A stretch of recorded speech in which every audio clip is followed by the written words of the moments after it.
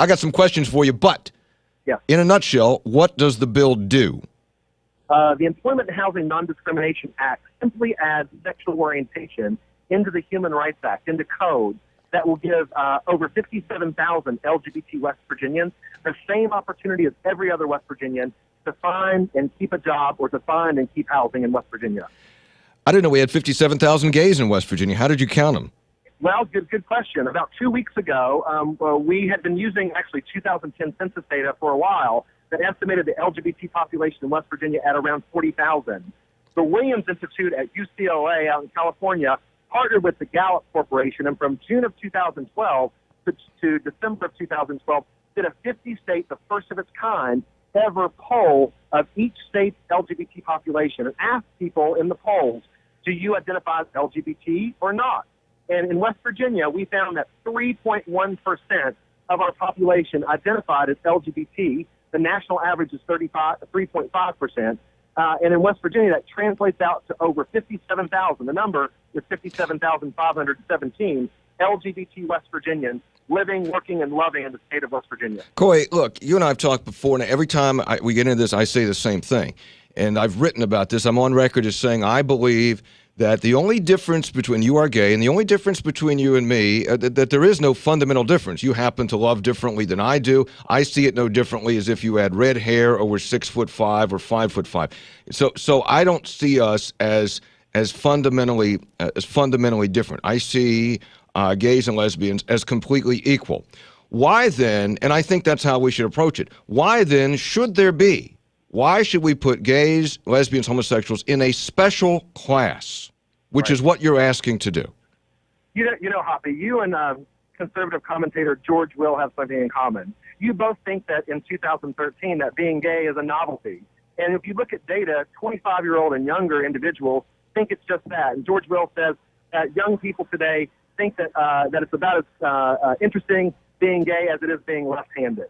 And that's truly the way that that LGBT rights are going. It's a generational thing. Right. Now, when you say, and I heard you actually talk to Frank Hartman in an interview a couple of weeks ago, and you talked about this issue of special rights. And I completely disagree with that proposition that it's special rights.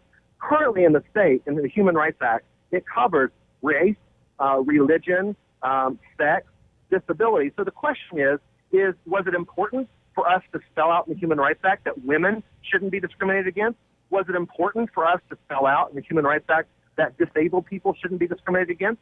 It's the same thing. It's not asking for special rights. It's asking for the same opportunity as everyone else in the state of West Virginia to find a job and keep a job, or to find housing and keep a home. Let me give you, Coy, and that's a compelling argument. I agree with that. Let me give you an anecdotal situation. Is that, let's say this law were in effect, and I had an apartment complex, because I know there are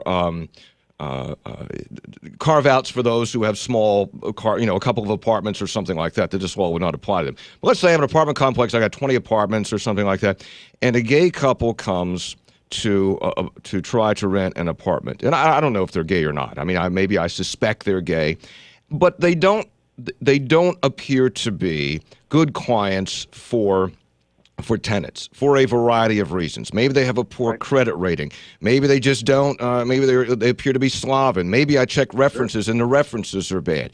And I say, I'm not going to rent to you.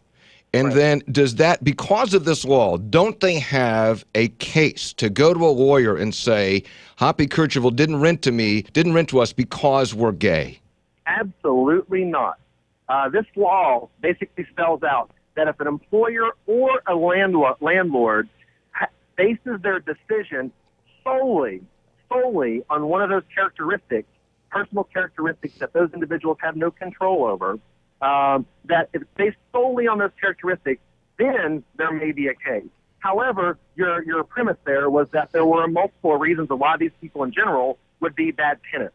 And I would say don't rent to them. Don't rent to them. But if your decision is solely because that person that you disagree of their sexual orientation, then there's a potential case. And I do want to say the bill does say, for example, that if there are 4 or fewer rental units by a particular landlord, that they can choose not to rent Right. to that person based on their sexual orientation. And there's a For religious example, carve-out as well, isn't there? there is. It's the same language as in the federal law for religious exemptions. The Episcopal Church in West Virginia has signed off on the bill, came out forcefully and advocated for it in an op-ed.